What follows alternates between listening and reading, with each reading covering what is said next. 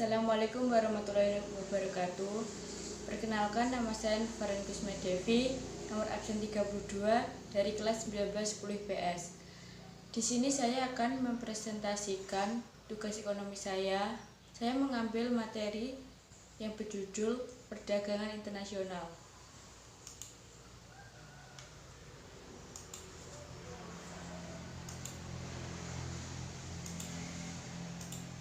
Baik, pertama, pengertian perdagangan internasional. Perdagangan internasional adalah perdagangan yang dilakukan oleh penduduk suatu negara dengan penduduk negara lain atas dasar kesepakatan bersama. Selanjutnya, manfaat perdagangan internasional. Sektor real. Pertama, sektor konsumsi. Dengan adanya perdagangan internasional, masyarakat dapat mengonsumsi barang yang tidak dapat dihasilkan di negaranya sendiri. Dengan demikian, perdagangan internasional dapat meningkatkan pemenuhan kebutuhan. Kedua, sektor produksi. Perdagangan internasional mempunyai 4 pengaruh yang kompleks terhadap sektor produksi. Secara umum, pengaruh adanya perdagangan internasional terhadap sektor produksi adalah sebagai berikut. Spesialisasi produksi, kenaikan investasi surplus, barang yang baru van for surplus, kenaikan produktivitas. Sektor distribusi pendapatan. Dengan adanya perdagangan internasional, terjadi hubungan luar negeri yang akan mempengaruhi distribusi pendapatan melalui 2 saluran utama, yaitu perdagangan dan aliran modal. Manfaat yang kedua adalah sektor moneter. Sektor moneter adalah kegiatan yang dapat mempengaruhi posisi keuangan suatu negara. Pengaruh perdagangan internasional terhadap sektor moneter antara lain sebagai berikut. 1. Perolehan devisa baik dari hasil perdagangan maupun non-perdagangan. 2. Menghindari krisis ekonomi, kelebihan atau kekurangan produksi dapat diatasi dengan perdagangan internasional. 3. Kerjasama di bidang perbankan sehingga dapat melancarkan transaksi yang terjadi antar negara. Selanjutnya, faktor penyebab perdagangan internasional. Beberapa faktor penyebab perdagangan internasional antara lain revolusi informasi dan transportasi. Dengan perkembangannya era informasi dan teknologi, pemakaian sistem berbagai komputer serta kemajuan dalam bidang informasi, pengguna satelit serta digitalisasi mulai terjadi. Yang kedua, interdependensi kebutuhan. Masing-masing negara memiliki keunggulan serta kelebihan di masing-masing aspek, ditinjau dari sumber daya alam, manusia, serta teknologinya. Ketiga, yaitu liberalisasi ekonomi. Kebebasan dalam melakukan transaksi serta melakukan kerjasama memiliki implikasi bahwa masing-masing negara mencari peluang dengan berinteraksi lewat perdagangan internasional. Keempat, yaitu keunggulan komparatif. Keunggulan suatu negara tidak dimiliki oleh negara lain. Hal ini membuat negara memiliki keunggulan yang dapat diandalkan sebagai sumber pendapatan bagi negara tersebut. Yang kelima, kebutuhan devisa. Perdagangan internasional memenuhi kebutuhan devisa suatu negara. Untuk memenuhi kebutuhannya, negara harus memiliki cadangan devisa untuk melakukan pembangunan dalam negeri. Selanjutnya, pendorong perdagangan internasional. Yang pertama, perkembangan ilmu pengetahuan dan teknologi. Seiring perkembangan ilmu pengetahuan dan teknologi informasi digital mendorong semua negara untuk meningkatkan kualitas sumber daya manusia dan sumber daya alam yang dimiliki. Hal ini mendorong terjadinya perdagangan internasional dengan saling melakukan ekspor atau impor barang dari dan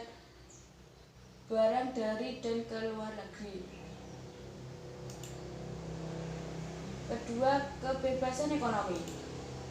Dengan adanya kebebasan ekonomi membuat sebuah peluang untuk menambah kekayaan negara. Adanya transaksi jual beli antar negara meningkat devisa negara. Kebebasan ekonomi mampu mendorong semua produsen untuk meningkatkan kualitas barang agar bersaing di pasar internasional.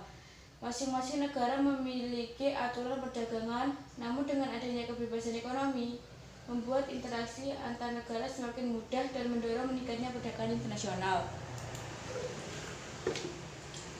Perbedaan kekayaan sumber daya alam. Kondisi alam pada masing-masing negara cukup berbeda. Hal ini membuat sebuah negara harus melakukan interaksi dengan negara lain untuk memenuhi kebutuhan negaranya.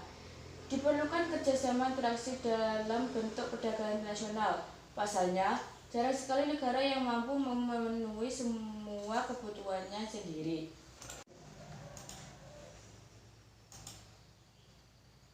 Faktor penghambat perdagangan internasional.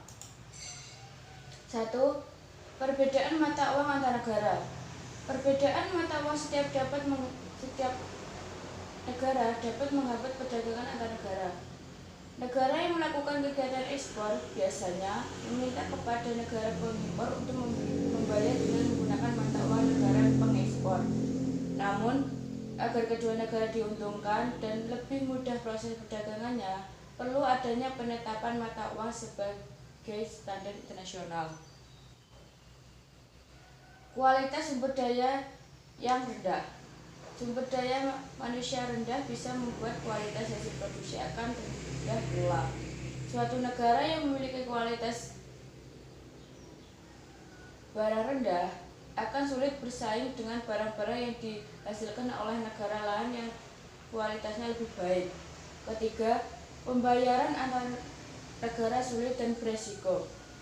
Pada saat melakukan kegiatan perdagangan internasional, negara pengimpor biasanya akan mengalami kesulitan dalam hal pembayaran. Apabila pembayarannya dilakukan secara langsung, akan mengalami kesulitan dengan berisiko. Oleh karena itu, negara pengekspor tidak mau menerima pembayaran dengan tunai, akan tetapi melalui clearing internasional atau telegrafi transfer atau menggunakan L atau C. Keempat, adanya kebijakan impor dari suatu negara. Setiap negara pastinya akan melindungi barang-barang hasil produksinya. Mereka tidak ingin barang-barang produksi tersaingi oleh barang-barang dari negara lain. Hal tersebut yang membuat setiap negara akan melakukan kebijakan untuk melindungi barang-barang dalam negeri, seperti dengan menetapkan tarif impor. Apabila tarif impor tinggi, barang impor tersebut akan menjadi lebih mahal daripada barang-barang dalam negeri, sehingga mengakibatkan masyarakat menjadi kurang tertarik untuk membeli barang impor. Kelima, adanya organisasi ekonomi regional. Organisasi ekonomi regional biasanya akan mengeluarkan peraturan ekspor dan impor khusus untuk negara anggotanya. Jadi, apabila ada negara di luar anggota organisasi tersebut melakukan perdagangan dengan negara anggota akan mengalami kesulitan.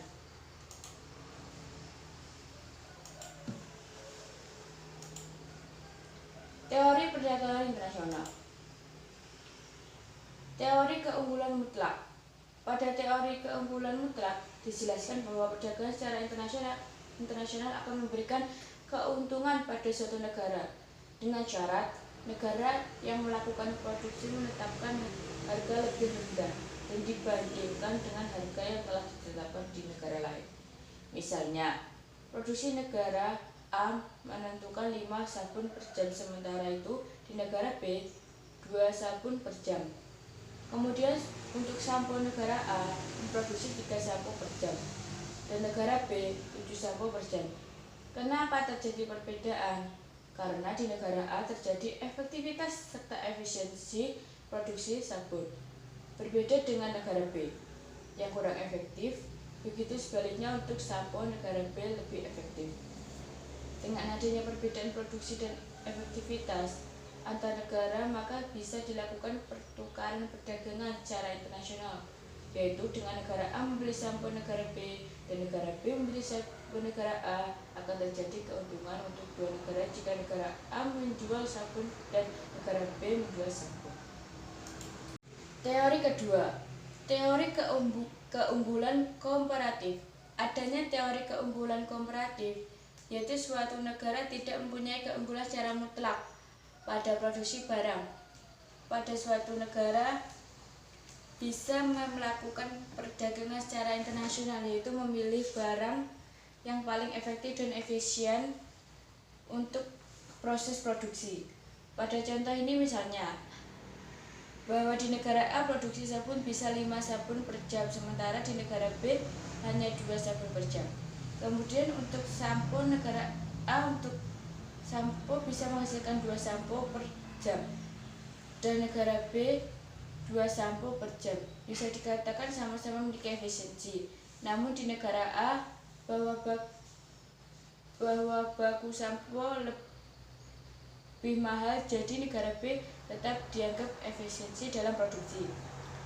Maka dengan kejadian tersebut bisa dilakukan pertukaran perdagangan dengan negara A memproduksi sabun, sementara itu negara B memproduksi sampo, sehingga menjadi efektif dan efisien dalam produksi dan penjualan internasional guna mendapat keuntungan. Itulah penjelasan dan teori perdagangan nasional yang dilakukan oleh antar negara.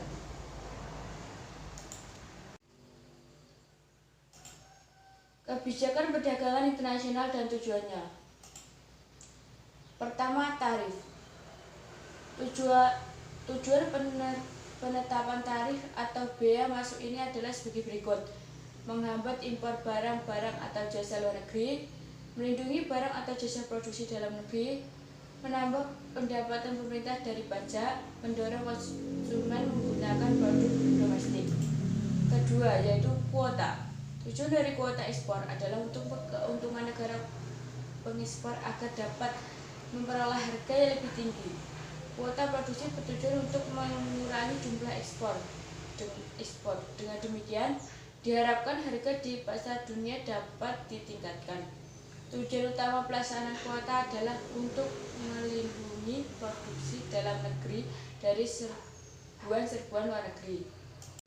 Yang ketiga, dumping dan diskriminasi harga. Kebijakan dumping dapat meningkatkan volume perdagangan dan menguntungkan negara pengimpor, terutama menguntungkan konsumen mereka. Namun, negara pengimpor kadang mempunyai industri yang sejenis, sehingga persaingan dari luar negeri ini dapat mendorong pemerintah negara mengimpor memperlakukan kebijakan anti-dumping dengan tarif impor yang lebih tinggi atau sering disebut countervailing duties. Hal ini dilakukan untuk menetralisasi dampak subsidi ekspor yang diberikan oleh negara lain. Keempat, subsidi. Agar produksi di dalam negara dapat ditingkatkan, maka pemerintah memberikan subsidi kepada produsen dalam negeri. Subsidi yang diberikan dapat berupa mesin-mesin, peralatan, tenaga ahli, keringanan pajak, fasilitas kredit, dan lain-lain. Kebijakan subsidi biasanya diberikan untuk menurunkan biaya produksi barang domestik, sehingga diharapkan harga jual produksi dapat lebih murah dan bersaing di pasar internasional. Tujuan dari subsidi ekspor adalah untuk mendorong jumlah ekspor, karena eksportir dapat menawarkan harga yang lebih rendah. Harga jual dapat diturunkan sebesar subsidi tadi.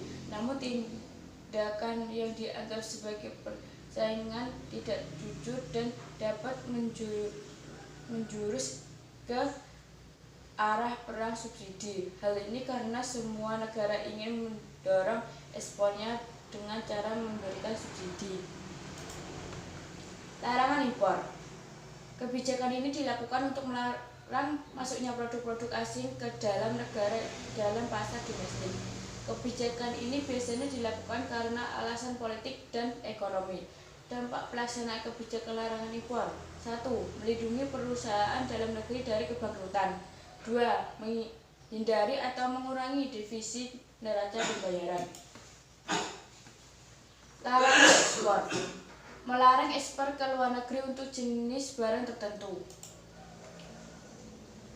Premi. Pengertian premi adalah bonus yang berbentuk sejumlah uang yang dilakukan pemerintah untuk para produsen yang berprestasi atau mencapai target produksi yang dilakukan oleh pemerintah. Tindakan pemerintah dapat membayar kelebihan harga untuk tiap unit hasil produksi atau tiap barang yang diekspor. Dampak yaitu produksi dalam negeri dapat bersaing di luar negeri. Politik dagang bebas. Pemerintah memberikan kebebasan ekspor dan impor. Dampak yaitu mutu barang tinggi dan harga relatif murah. Alat dan cara pembayaran internasional. 1. Kontan atau tunai full bodied money. 2. Telegraphic transfer kabel atau kabel order. Ketiga, wesel atau bill of exchange. 4. Letter of credit, L atau C. 5. Cek, cokwe. 6. Emas. 7. Kompensasi pribadi. Devisa perdagangan internasional. Pengertian devisa. Devisa adalah total valuta asing yang dimiliki oleh pemerintah dan swasta. Adapun fungsi dari devisa adalah sebagai alat pembayaran ekspor dan impor suatu negara, sebagai alat pembayaran cicilan utang luar negeri beserta bunganya, sebagai biaya penghubung luar negeri seperti misi kesenian, perjalanan dinas, dan pemberian bantuan luar negeri, sebagai sumber pendapatan negara untuk pembangunan negara. Sedangkan tujuan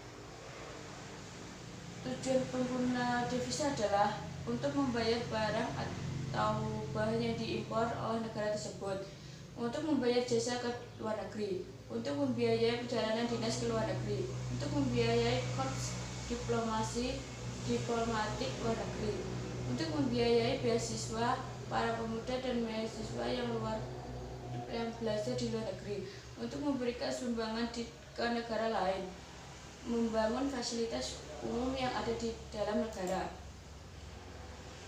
Sumber dari devisa negara. 1. Kegiatan ekspor. 2. Perdagangan jasa. 3. Pariwisata. 4. Pinjaman luar negeri. 5. Hibah dan hadiah dari luar negeri. 6. Warga negara yang bekerja di luar negeri. Sekian, terima kasih presentasi dari saya. Jika ada kurang dan lebihnya, saya mohon maaf. Wassalamualaikum warahmatullahi wabarakatuh.